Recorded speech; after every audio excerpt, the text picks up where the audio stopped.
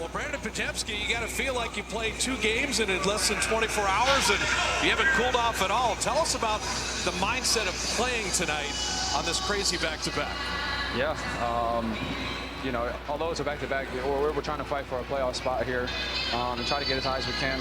And we knew going into these 2 games that we didn't hold the tiebreaker with either of them, and so we're gonna have to finish above them outright. And so if we win in these 2 games, it gives us a better chance than losing them. I would say you have to be a high IQ basketball player to have big scoring games when the team doesn't really call plays for you. Talk to me about your mentality coming into these games, always making the quick decision when plays aren't necessarily run for you. Just get it out of the flow of the offense. Yeah, I think, you know, we have a lot of guys, you know, Jimmy and Steph mainly, that create closeouts for others. And it's our responsibility once the closeout's created for us to either shoot the ball, run through the catch, and make the next closeout. And I think that's where I'm really good. Thankfully, as of late, Steve has been calling some plays for me. So it has been easier because teams are starting to put better defenders on me. But yeah, just trying to make the game simple. If a guy's open, I throw it to him. If I'm open, I shoot it. And just keep everything so simple. What would you attribute the amazing 3-point shooting? You know, basically the last month, other than Jordan Poole, you have the second most made threes in the NBA. 7 in a game, 8 in a game, 4 again tonight. I mean, you were injured, but you've come out just on fire making threes. Yeah, you know, I got some great people in my corner that I talked with extensively about it, really shooting down into the physics of it and how my body moves and things that are going to help me personally. And just trying to stay consistent and stay in the moment. Sometimes, you know, you make 2 or 3 in a row and you get excited and you start taking bad ones or you rush it. Just trying to stay in the moment and just take 1 shot at a time like it's my last shot. And that's just all I've been focused on. I know, like I said to you guys in November when I was struggling, I always know the percentage are going to even out to where they should be. I know how much time and effort, you guys know how much time and effort I put into the gym. So to see it, you know, paying off at the right time of the year is super, super good for me. You helped get some big stops tonight, and as a team, you guys got some timely stops. A lot of charges drawn. It seems like you're rubbing off on people. What are you saying to the guys about their ability to draw charges? You know, you're kind of helping them out, their technique, they're getting out of the restricted circle. What's happening there? Yeah, you know, I love when our guys take charges. I think that fires me up more than anything. Obviously, you know, any questions they have, they always ask me, hey, what do you see, what do you do? That kind of gives you that edge. And I try to share those secrets with them. Obviously, Draymond's been doing this for a long time, and so I don't have to really tell him nothing. But to see Steph, to see Gee, guys like that, Moses even, you know, take some charges, it's really good because we're building a culture around that. Now, you were a good sport about this, but your offensive pyrotechnics have come after the sunburn. Is that now the key to your training regimen? Yeah, maybe I need to go on a boat in the bay and just lay out and fall asleep on the water and get fried, and then maybe I'll start shooting the ball well again. Brandon, you're a good kid, man. What a great week you've had. The team is on a roll. You're a big part of it. We appreciate you taking the time. Thanks, guys. Moses, you guys beat the Grizzlies, the Lakers, the Nuggets. Those are teams that were ahead of you in the standings, are ahead of you in the standings. Would you say these last 3 games were some of the best 3 games of the season? We're rolling. Things going good. The team's clicking. Everything's been good. We're definitely on the road, so things are going really good right now. It was the end of a 6-game road trip. Then you have to play the second night of a back-to-back. So fatigue didn't look like a factor on the scoreboard, but really, how tired were you guys? Me personally, I was good. I didn't feel fatigued any more than normal. Energy was there. The vibe was there. Everybody was playing hard. Everybody was getting after it. When those emotions, that adrenaline gets in the way, you can't feel any of that. You're part of a starting 5 that is 14-0. How do you guys bring out the best in each other? My favorite thing about our group, our team, is that we play to win. So many things can go, like what you're supposed to do, what's supposed to happen, who you're supposed to beat, who you're not supposed to beat. We go out there and try to win by 1 point every game. So we fight it out, and that's my favorite thing about our group. BP's line tonight, 26, 8, and 6. So he led the team in rebounds, led the team in assists as well. What kind of growth have you seen from him in year 2? Yeah, he's playing really well. He's slowing the game down, getting in there, making good decisions. I've been really proud to see what he's been doing lately. What was he like as a rookie? He had that confidence. Have you seen him dial that up this season? He had it when he walked in the door, so I wouldn't even say any more than normal. That's just how he is. That's how we BP. Congratulations on 5 straight wins. Okay, how tired do you feel right now after all that? I'm exhausted. I just want to go home, relax, go to sleep. I'm tired.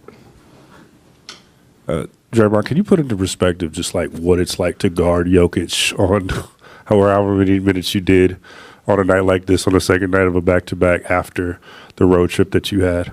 I mean, he's tough to guard after 5 days off. A lot tougher to guard on the back-to-back,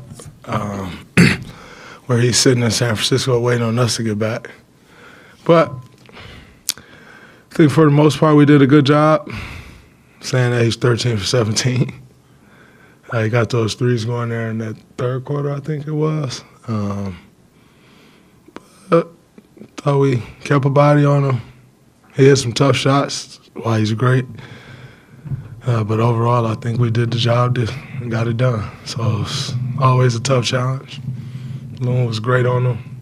His minutes, he got nothing easy. We could live with it. You made your call on how the season is going to end up a while ago, but winning in Memphis, beating the Lakers in LA, winning this game on the back-to-back, obviously all playoff teams you might end up playing. What does that tell you guys about yourselves and what's possible? It just confirms who we thought we were. We said from the time we got Jimmy this team, the sky's the limit for this team, and I think these games matter. Talked about it yesterday of just getting these young guys these meaningful game minutes. They're playing great. BP was incredible again tonight. Everybody off the bench. QP was good in his minutes. JK was really good in his minutes. So I think it's important for us to continue to play at this level, at a high level. Steph Curry, I thought he won Player of the Week. After yesterday, I think he'll really win it after today. But man, Jimmy he put so much pressure on their defense. He put a lot of pressure on their offense.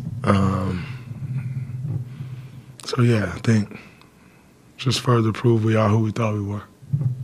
Draymond, you just touched on it with Steph, but for him to go 52, 37, 36 in 3 very big games in 4 nights, what is that? Sort of, I mean, you've seen him do a lot, but what does that say? And also, is that connected to Brandon?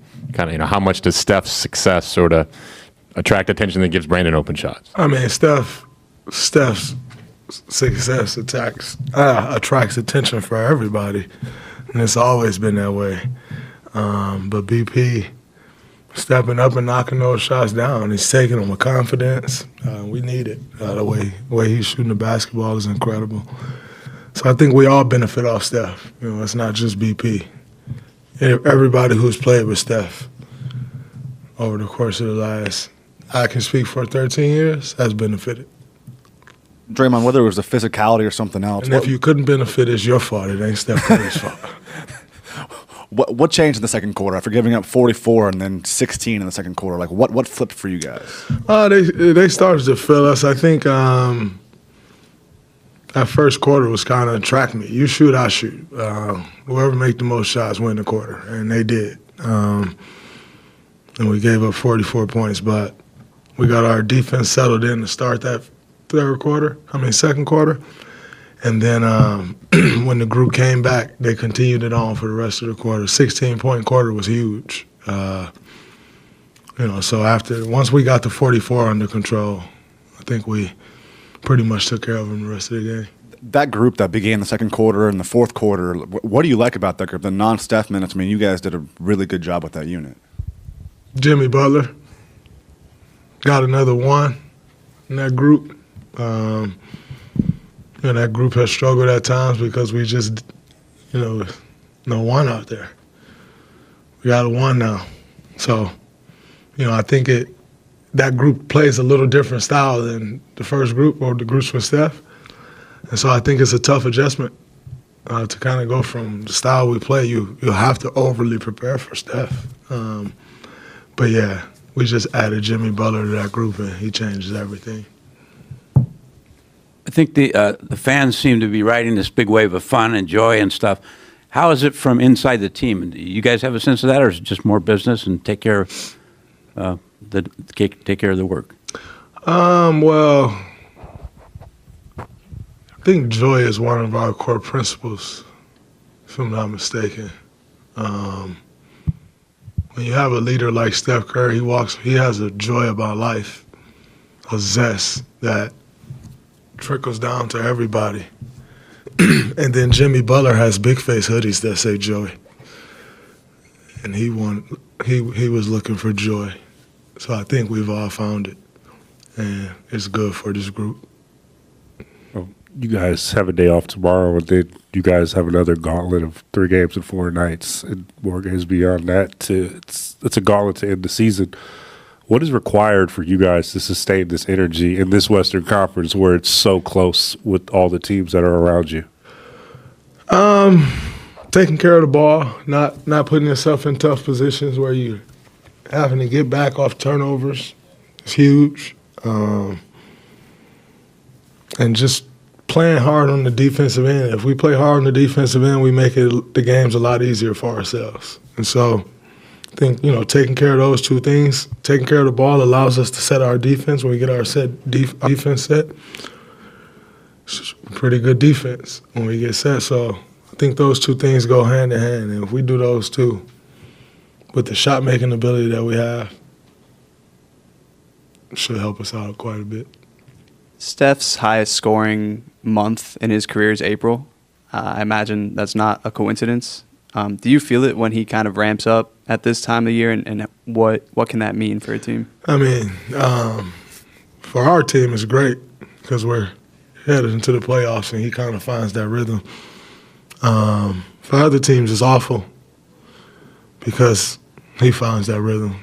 So I like it. I think, we all understand when you get to this time of year, you have to lock everything in. You got to shut everything else down and focus on the task at hand. And so I think there's a huge benefit to that.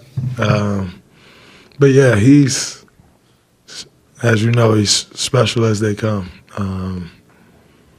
I'm sorry I'm giving y'all the lowest energy ever. I'm exhausted, but it's good. Hello, I sound like Klay Thompson up here. Exhausted, though. Got a paper airplane? I don't even know how to make them. I would make it and fly it across, but I don't know how to do it. Hello, Draymond. You said you've been exhausted, but as an athlete, you seem like burning your life, your energy on the court. How much you enjoy your state recently? You're wanted to pursue another DPOY, so how's that kind of? It just gives you something to play for. Makes every game more important, which is great for us at this time. But I've been a goal setter my whole life. When you set goals, do everything you can to reach them. And so,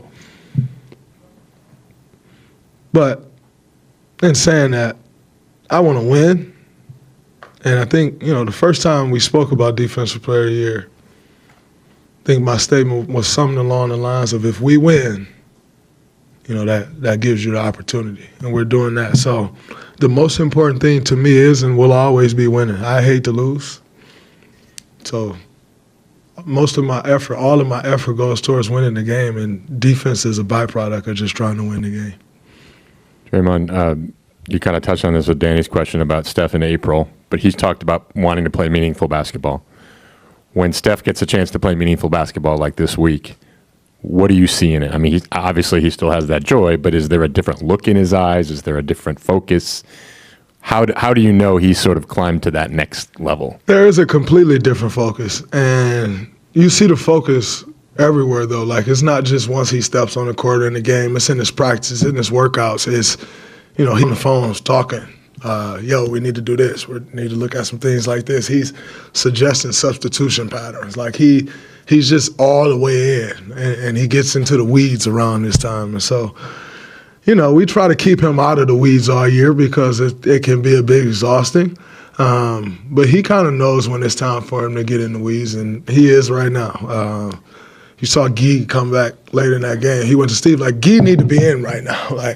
And so he just locks in on a totally different level about way more things than just the game, and I think, or his offense, I should say, not the game. It's all a part of the game, but his offensive side of the ball.